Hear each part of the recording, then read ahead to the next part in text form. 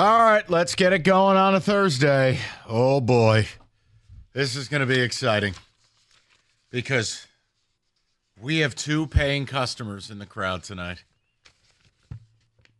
Will you kill this ridiculous song? Okay, you know what? You may as well. Paying customer Costa, paying customer Cott. Both are going to be at LCA tonight. Wings back from a disaster of a road trip. Rested. Islanders are ravaged by injury. This is an organizational game tonight, Rico. And I want to ask a question. It's very direct. And I don't want to live in a world of what will happen. That's boring. I want to know what should happen. And there's no right or wrong answer. It's totally up to you and Kenny and David and the hockey elite. If the Wings lose tonight, should Derek Lalonde be fired? You sit with 16 points. You're at the bottom of the East. Please do not hit me with this. Well, we're only 5 points out of the bottom spot. Guys, you're terrible. You're terrible metrically. You actually belong at the bottom of the East. You're awful. You're awful 5-on-5. You're awful at creating shots. You're awful at just about everything in life. So my point is, here's the only thing I can do. I can't fire the team. I can't get rid of 7 players. I can't undo the offseason. Now, yes, they've shuffled some lines, and you're going to see Casper elevate. Okay, great. If they lose tonight, should Lalonde be fired? Simple as it gets. Should, not will. Yeah, I know, because, again, an Illich property-owned team. The Wings haven't fired a coach in season since, 84? I mean, it's 40 years. 248-539-9797.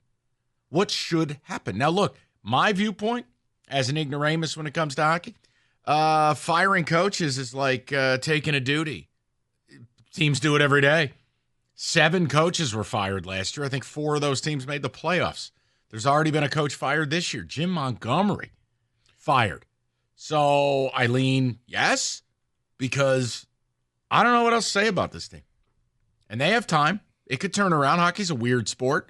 Remember when the Blues were dead in the water in late January, won the Stanley Cup? I'm just here right now on November 21st. They're atrocious. Like, I'm going to watch tonight, but do I want to? Absolutely not. I'm only doing it for PCK and PCC. Paying customer cookies caught. Like, Rico, I don't know what else to say, but the Lalonde thing, it's a thing. I agree with you. I do think that, yeah, he should be fired. Maybe you get that new coaching bump with the team.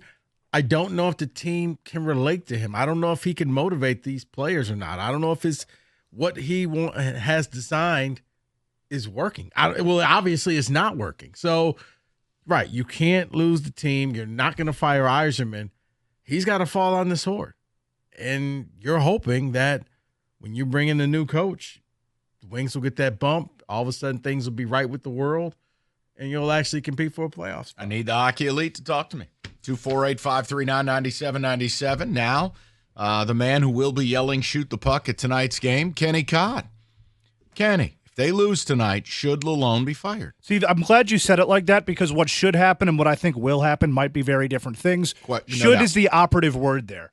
And they're keeping company like the Columbus Blue Jackets, who they have a cannon. Not even joking, their best player passed away this offseason. See, I was keeping it light. Awful. Now you bummed everybody The up. Montreal Canadiens are terrible. Slafkovsky, and that's about it. I know. They're all 16-point teams. The Red Wings just went on a brutal road trip where they should have won at least 2 of those games. They came away with 1 singular point. I think what should happen, what should have maybe already happened, is Lalonde should be fired. But what will happen is completely different. But I would have fired him. I think I would have fired him last year when that losing streak kept us out of the playoffs. If they lose tonight, should he be fired? He should be fired if they lose tonight. I would have already. Here's my question. If they don't play well tonight, is this the 3rd occasion at LCA they're booed off the ice? Oh, absolutely. So the tenor amongst the hardcore, and you got to be hardcore to go to a Wings game on a Thursday night, I'm sorry, in November. This isn't even stretch drive hockey. Look, if you're getting booed off your home ice routinely, and I'd say 3 times in the opening quarter of the season, which would, if we extrapolate it out, means that out of 40 home games, you were booed off your home ice 12 times. I don't have another out. I understand what Malone wants to do. I understand he wants to play this tight defensive system. And problem is they don't have guys who can really move the puck around. They don't have defensemen who can really, outside of Mo Seider, that can really skate. And offensively, they're offensive. Rico, they don't even forget scoring. They don't even take shots. Yeah. So I'm asking the people. And whether you're going tonight or not, if you're going, it's a star-studded affair, I'll tell you that. Now, while Sidney Sweeney was booked, we've got you Jim Costa and Kenny Cott. That's a little exciting. bit of a step down. Oh, it's exciting. There are going to be stars in the midst. I mean, Jim Costa, season ticket Costa. That's like Spike Lee with the Knicks. Kenny Cott, paying customer Cott. People, make sure you say hello if you see him. It's an exciting night tonight. Yeah, I heard an autograph signing has been set up, not for Pavel's celebration, but for Kenny Cott, who will be in the building. Is he going to be slick back hair, Kenny, with the hat off? That's when you know Kenny's enjoying himself at the He'll game. actually be wearing Aretha's star hat. Oh. I want to hear from fans. And again, if you say no, he shouldn't be fired. No one's going to yell at you. I'm not yelling about firing him. I don't know if firing him will be this elixir. I don't think they're very good. We talked about this all summer. Why would I change my opinion now? They didn't have a summer that I was impressed with or happy with. It was just more veteran filler, veteran filler, veteran filler. Yeah. I mean, they did not fire him at the end of the season. And it's really like, okay, is this game the make or break game? I think this is the game where you just finally say, this isn't going to, we're going to get nothing out of this man. It's a game you're supposed to win tonight, to me. You come back home, you get a few days off, you're playing a team that's got massive injuries. Massive. Some of the Islanders' best players are on long-term IR. Yeah, there's a shot you get goalied tonight if Sorokin's on his game. But realistically, this is kind of a league game tonight. You got to win this game tonight. I'd like to see a little pep in their step. Like, I don't want to sound cliche, but for God's sakes, somebody in that locker room has got to step up and go, hey, not good enough. No, I'm not saying Dylan Larkin has to take a hockey stick to someone's skull, but for Christ's sakes, this team on a lot of nights, Rico, that game against the Kings, are outshot like 50-10. Even the night they stole points from the Rangers, they got outshot by 30. Isn't tonight a night you're supposed to just play well? Mm-hmm. Come on. Yeah. Going up against half a team, yeah, you're right. This should be the night that you just go out there and you make Kenny and Costa and all the Wings fans happy. The problem, and here's the other thing. Score early, often. If you want my motivation for firing Derek Lalonde, it's actually a very dark scenario. But I'm not going to lie to you. I'm just not in the business of lying to you. I actually want Lalonde fired so Stevie doesn't have a meat shield anymore. Once you've fired 2 coaches as a GM in 6 years, you don't get to fire a third. I don't want Derek Lalonde's corpse being Steve's meat shield in the hostage negotiations. I'm not interested. So go ahead, fire Lalonde, because then there's no more cover. I get tired of the layers of cover. And I just want to address the work that has or has not been done by Steve Yzerman. That's it. So if getting Lalonde gone allows us to then move on to the real conversation, which is unless the new guy, as Rico said, gives you a bump, then it comes down to who bought the groceries and why does it look this way.